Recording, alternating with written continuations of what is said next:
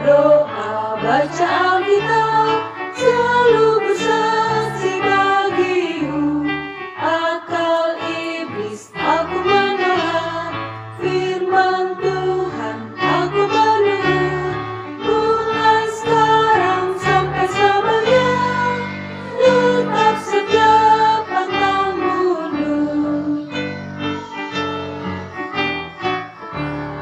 Tuhan Yesus, aku berjanji jadi muridmu yang setia, rajin berdoa, baca Alkitab, selalu bersaksi bagimu. Akal iblis aku menolak, firman Tuhan aku menurut. Mulai sekarang sampai selamanya, tetap setia pantang mundur. Halo adik-adik semua, selamat pagi. Wah, kakak melihat dari sini, kakak merasa kalau adik-adik itu sepertinya semangat deh mengikuti pada pagi hari ini. Yeay, kakak juga senang. Nah, kan apa kabar? Semoga kakak harap semua baik-baik saja ya.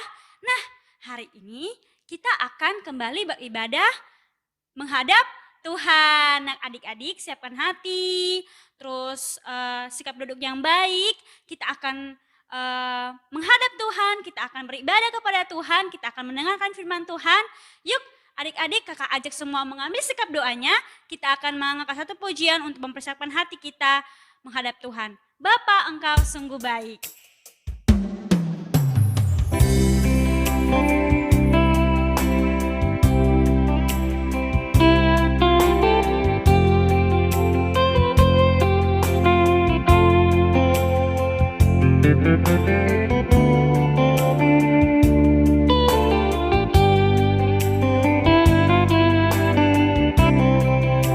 Bapa, Engkau sungguh baik.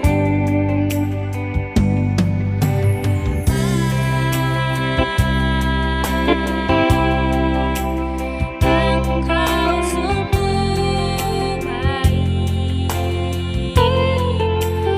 kasih-Mu melimpah.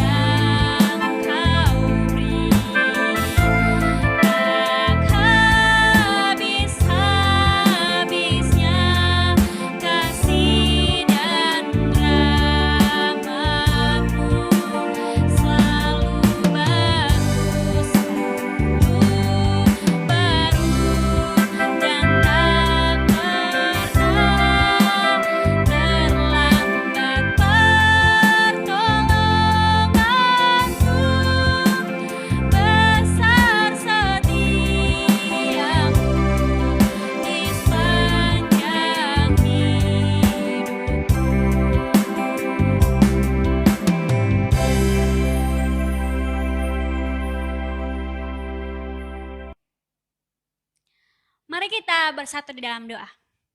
Tuhan, selamat pagi kami ucapkan untuk kasih Tuhan yang begitu besar untuk setiap kami, Tuhan. Tuhan, pada pagi hari ini kami akan beribadah kepada Tuhan. Tuhan tolong berikan kami hati yang sungguh-sungguh ketika boleh mengikuti ibadah pada pagi hari ini, Tuhan Yesus. Berikan kami tenaga yang kuat, sukacita yang penuh untuk memuji dan memuliakan nama Tuhan, bahkan telinga untuk bisa mendengar firman Tuhan yang akan disampaikan oleh kakak-kakak sekolah minggu. Terima kasih Tuhan, kami serahkan semuanya ibadah kami pada pagi hari ini ke dalam tangan Tuhan. Kiranya Tuhan hadir di tengah-tengah kami. Demi nama Tuhan Yesus kami berdoa. Amin. Nah adik-adik semua, kakak mau tanya deh sama adik-adik semua. Kalau adik-adik diberikan hadiah, adik-adik senang, sukacita, atau sedih? Senang ya. Terus kalau adik-adik semua lihat orang berbuat baik kepada adik-adik, adik-adik senang atau sedih? Senang ya. Nah, begitu juga Tuhan Yesus sudah memberikan kepada adik-adik semua, kepada kita semua hari yang indah, kekuatan, berkat, sukacita, dan lain sebagainya. Otomatis adik-adik dan kakak Yuni harus bersuka cita. Nah, yuk adik-adik semua bangkit berdiri, kita akan mengangkat satu pujian, Oh Sukacitaku. Tepuk tangan ya adik-adik semua.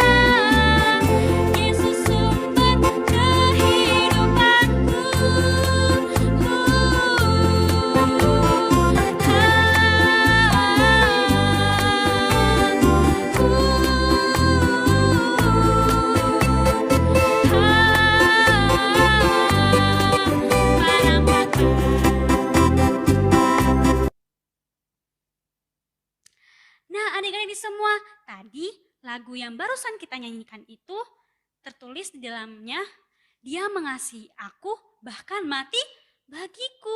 Berarti adik-adik semua, Tuhan Yesus itu sangat mengasihi kita, bahkan menjadi superhero bagi kita, melindungi kita saat bahaya, menjaga kita. Nah, yuk adik-adik semua, masih dalam sikap berdiri, kita akan puji Tuhan, Yesus jagoanku. Tepuk tangan ya adik semua.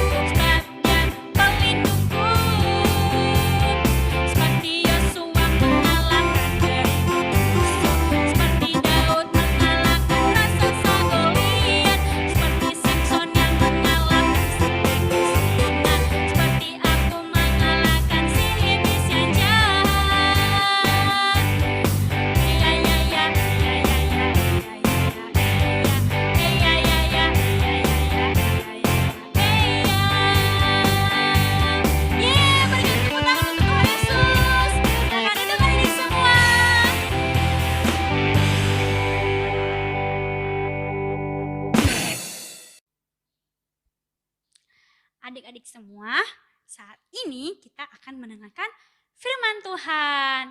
Yuk adik-adik semua siapkan hati, siapkan Alkitabnya, siapkan sikapnya. Kita akan menghadap Tuhan, kita akan mendengarkan firman Tuhan. Kita undang Tuhan Yesus hadir di hati kita, hadir saat ini. Mari kita akan mengangkat satu pujian, Yesus kupanggil, Yesus undang.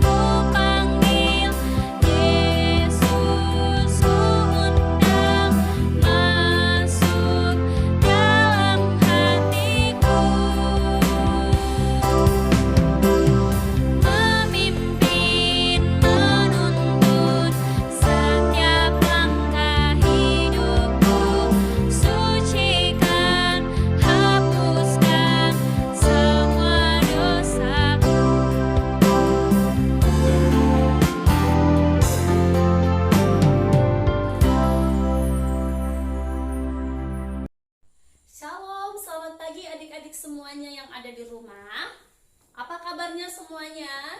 Ya, kakak berharap kabar adik-adik tetap baik ya, tetap dalam perlindungan Tuhan. Pada pagi hari ini, sebelum kakak bercerita firman Tuhan, kakak mengajak kita untuk berdoa ya. Yuk kita bersatu di dalam doa. Tuhan Yesus, terima kasih, kami sangat bersyukur pada pagi hari yang indah ini. Tuhan kembali memberikan kesempatan bagi kami untuk boleh beribadah sekalipun kami di rumah, tetapi kami yakin dan percaya Tuhan pun hadir di sana. Berkati kami saat ini Tuhan yang akan mendengarkan cerita firman Tuhan. Tolong hati dan pikiran setiap anak-anak-Mu supaya boleh fokus dan semakin diberkati melalui pemberitaan firman-Mu pada pagi hari ini. Hamba yang sangat terbatas dalam menceritakan firman-Mu, kiranya Tuhan yang memberkati. Dalam nama Yesus kami berdoa. Amin. Nah, adik-adik, sekarang kakak mau tanya, siapa di sini yang pernah bermain ke taman? Atau pergi bermain ke kolam renang? Atau pergi kemana gitu ya? Siapa di sini angkat tangan? Ya, pasti semuanya pernah pergi bermain ke taman, bukan? Atau pergi ke kolam renang. Nah, adik-adik, perasaannya bagaimana? Pasti senang dong ya, senang, bahagia, karena di sana kita bebas bermain. Tetapi, bagaimana perasaan adik-adik ketika ada seseorang yang mencoba menghalangi adik-adik saat bermain di taman atau di kolam renang? Atau ada seseorang yang ingin mencelakai adik-adik saat bermain. Bagaimana perasaannya? Wow, pasti perasaannya sangat sedih, bukan? Pasti perasaannya sangat sedih karena ketika bermain asik begitu ada orang yang ingin mencelakai kita. Lalu apa yang ingin adik-adik lakukan? Mungkin saat ada orang yang ingin mencelakai kita, kita pergi kepada orang tua ataupun mungkin melaporkannya kepada orang lain, menceritakannya bahwa ada orang yang ingin melakukan kejahatan kepada kita. Nah, adik-adik, pada pagi hari ini kakak juga ingin menceritakan seorang pemuda yang hebat. Dia juga pernah mengalami perasaan seperti ini. Ketika dia merasakan sebuah kenyamanan, justru ada orang yang ingin membunuh dia. Dan anak muda ini memiliki kemampuan yang hebat dan luar biasa. Kira-kira siapa ya adik-adik anak muda ini? Nah, dengarkan cerita kakak ya. Nah, anak muda ini adalah seorang putra Isai. Dan dia pandai bermain kecapi. Ayo, siapa kira-kira? Dan ketika dia bermain kecapi, dia bisa menenangkan hati Raja Israel pada waktu itu yang sedang susah. Siapa kira-kira? Nah, kakak kasih lagi clue-nya ya. Dia adalah seorang anak muda, kecil, ganteng, dan dia adalah salah satu orang Israel yang bisa mengalahkan seorang manusia raksasa, orang Filistin pada waktu itu. Ayo, siapa dia? Ya, dia adalah Daud. Dia adalah Daud yang mengalahkan Goliat yang besar itu. Tentunya itu bukan karena kuat dan hebat Daud, tetapi karena Tuhan yang melindungi Daud tersebut. Dan pada waktu itu yang memimpin bangsa Israel adalah Raja Saul. Raja Saul sangat senang, dia sangat bangga melihat keberhasilan Raja Daud. Sehingga pada waktu itu Saul mengangkat Daud menjadi jabatan seorang militer. Nah, ini adalah suatu anugerah yang diberikan kepada Daud. Dan pada waktu itu Daud diutus untuk melawan orang Filistin yang begitu banyak. Dan pada waktu dia melawan orang Filistin, Daud bisa mengalahkan orang Filistin dengan banyak berlaksa-laksa. Orang Israel pada waktu itu merasa senang, bahagia, dan mereka memuji-muji Daud. Mereka mengatakan Daud mengalahkan berlaksa-laksa, sedangkan Saul hanya mengalahkan beribu-ribu. Adik-adik mendengarkan hal tersebut, Raja Saul sangat terganggu. Dia katakan, wah, ternyata Daud jauh lebih hebat daripada saya. Daud mengalahkan berlaksa-laksa, sedangkan saya hanya mengalahkan beribu-ribu. Raja Saul mulai iri hati, dia mulai marah adik-adik. Dan suatu waktu Raja Daud kembali memainkan kecapi untuk Raja Saul. Dan kali ini Raja Saul bukan menjadi tenang, tetapi dia semakin marah. Ya, roh jahat merasuki hati Raja Saul. Dia mengambil tombak dan ingin membunuh Raja Daud dan melemparkannya kepada Daud, adik-adik. Dan untung saja Daud pada waktu itu melompat sehingga tombaknya tidak mengenai Daud. Dan pada waktu tidak kena, dia sangat murka terhadap Daud. Dan pada waktu itu Saul juga mengatakan bahwa ini adalah pertolongan Tuhan. Daud telah diurapi menjadi raja oleh Samuel untuk menggantikan Raja Saul berikutnya. Dan ini membuat kecemasan kepada Raja Saul sendiri. Adik-adik yang dikasihi Tuhan, di dalam hal ini dia berpikir, apalagi ya yang ingin saya buat kepada Daud ini supaya Daud ini mati.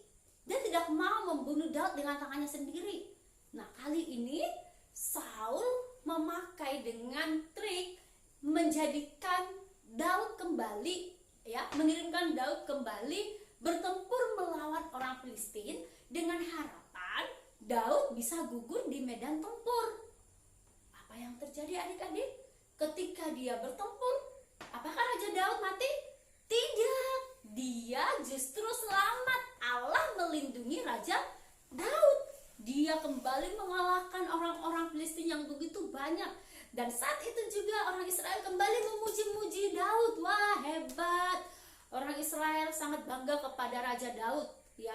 Dan saat itu Raja Saul semakin marah karena rencananya gagal. Kali ini dia kembali berpikir, dia tidak habis pikir. Dia katakan, apalagi ya yang akan saya lakukan? kali ini dia berpikir dia ingin menikahkan Daud dengan putri sulungnya. Tetapi Raja Daud tidak mau. Ya, dan saat itu Raja Saul berpikir dengan menikahkan Daud dengan putri sulungnya, maka ini akan melanjutkan rencananya ingin membunuh Raja Daud. Tetapi hal ini tidak berhasil. Saat itu kembali Raja Daud bertempur melawan orang Filistin. Dan atas kemenangannya dia menikahi putri bungsu dari Raja Saul. Nah, adik-adik, kali ini gagal lagi ya. Kira-kira apakah Raja Saul akan berhenti sampai di sini? Adik-adik, setelah dia gagal membuat perencanaan? Tidak. Dia masih berpikir, apa ya? Bagaimana caranya supaya Daud ini mati? Lalu dia kali ini memakai putranya, yaitu Yonatan. Dia menceritakannya kepada Yonatan bahwa Raja Saul memiliki rencana ingin membunuh Daud. Apakah Yonatan sepakat dengan ayahnya, teman-teman? Kira-kira sepakat nggak ya Yonatan dengan ayahnya Raja Saul ingin membunuh Daud? Tidak, ya.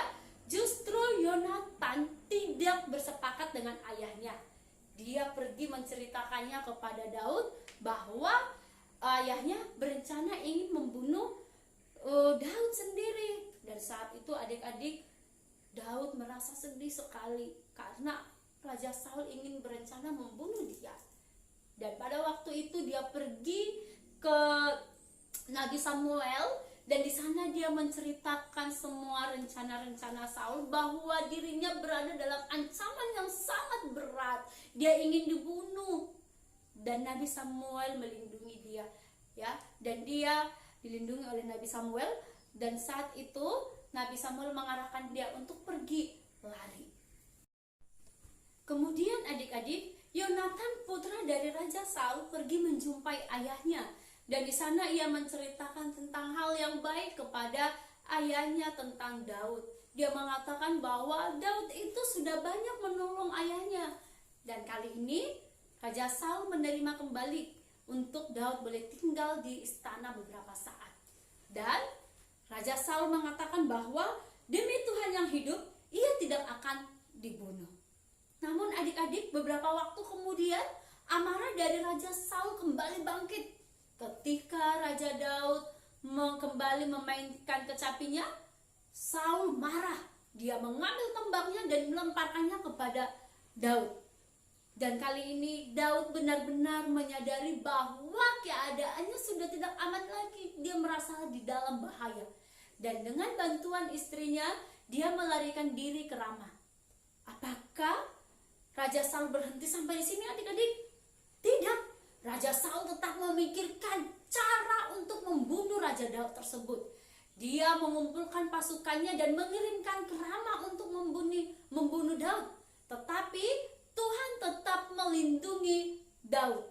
Dan saat itu Raja Saul marah. Dia berpikir, apa ya yang akan saya lakukan? Dan kali ini adik-adik, dia sendiri yang akan pergi ke Rama ingin membunuh Daud. Tetapi Daud pergi melarikan diri, dan dia pergi menjumpai Yonatan, menceritakan semuanya bahwa ayahnya Saul ingin membunuh Daud.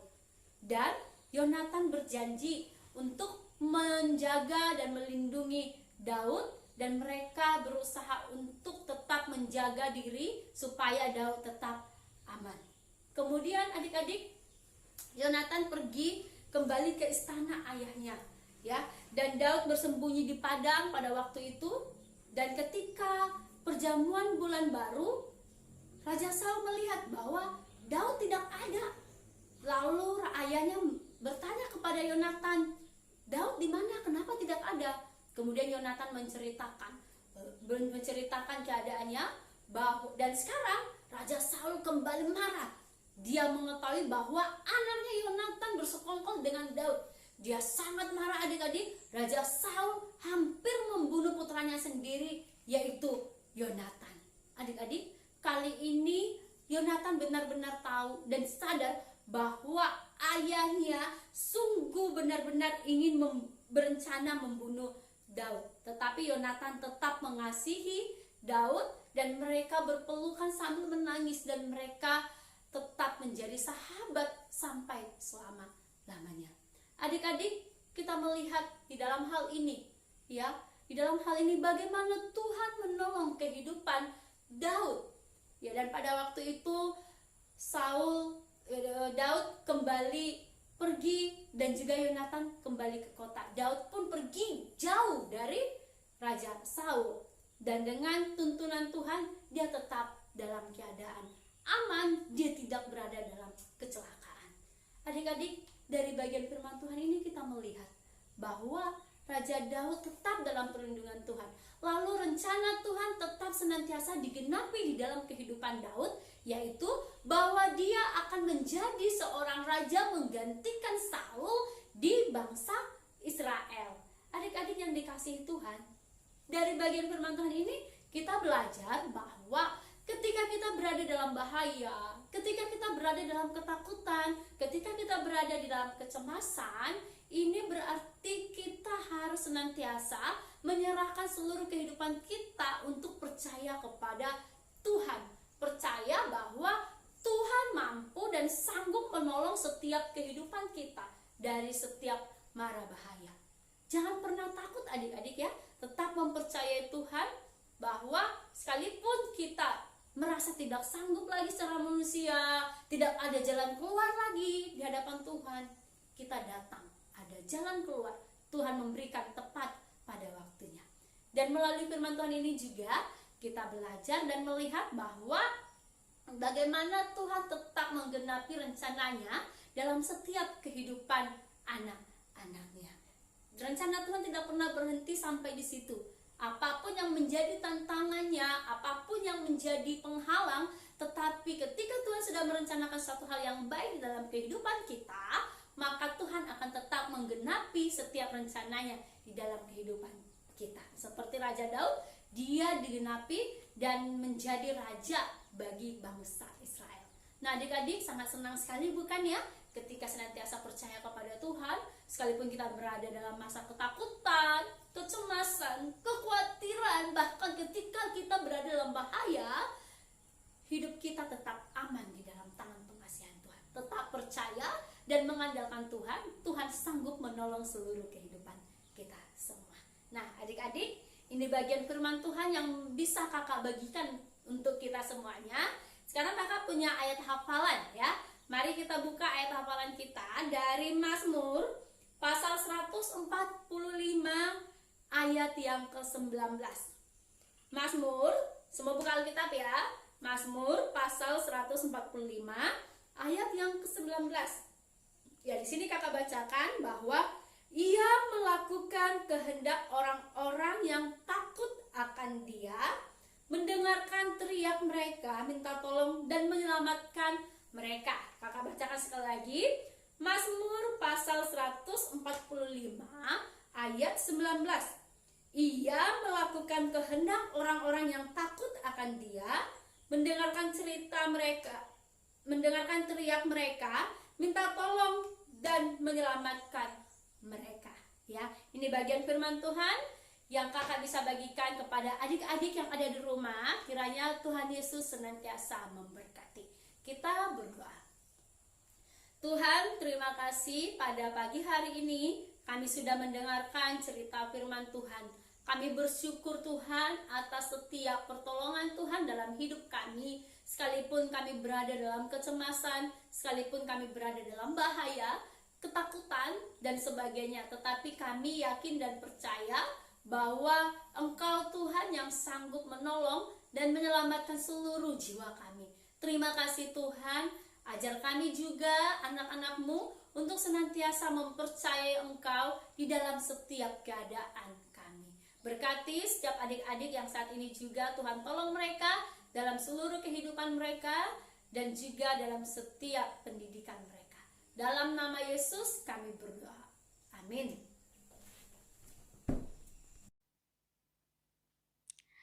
Adik-adik semua, tadi adik-adik sudah mendengar firman Tuhan ya. Tentang apa ya kira-kira? Ya, tentang Yesus adalah jagoan kita. Yesus adalah pelindung kita. Biarlah firman Tuhan yang barusan adik-adik dengar menjadi pedoman bagi adik-adik semua untuk melakukan aktivitas selama 1 minggu ini. Yuk adik-adik semua, kita akan memberikan yang terbaik untuk Tuhan. Siapkan persembahannya. Sambil persembahan diberikan, kita akan mengangkat pujian Betapa Hatiku.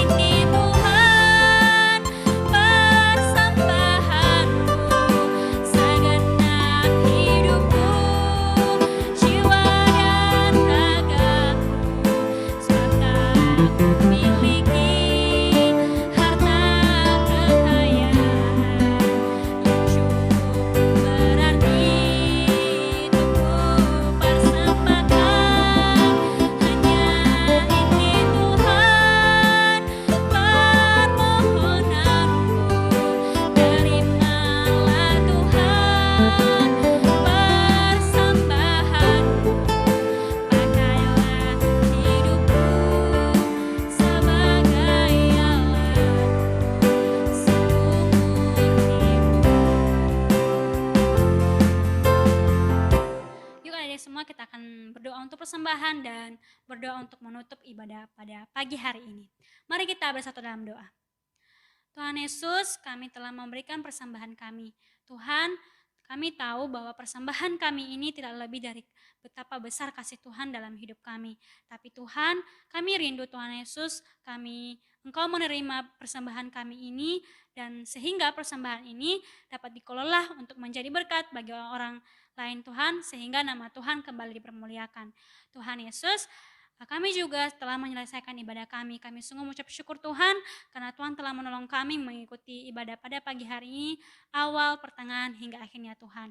Dan Tuhan Yesus, biarlah firman Tuhan yang barusan kami semua mendengarkan bisa kami refleksikan dalam kehidupan kami sehari-hari, bahkan kami boleh menjadi berkat bagi orang sekeliling kami, Tuhan Yesus. Kami juga berdoa untuk kami semua yang akan masih proses belajar di rumah.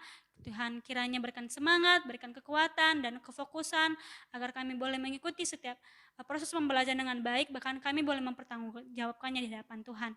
Kami juga berdoa untuk orang tua kami, Tuhan Yesus, yang selalu menjaga kami, merawat kami, menolong kami, mendampingi kami dalam proses pembelajaran juga Tuhan. Tuhan berikan hikmat kepada mereka. Tuhan berikan kekuatan dan kesabaran dalam menghadapi kami Tuhan Yesus. Inilah doa kami Tuhan Yesus, kami serahkan semua kami tangan Tuhan. Hanya dalam nama Tuhan Yesus kami berdoa. Semua katakan amin. Selamat hari Minggu adik semua. Tuhan Yesus memberkati. Dadah.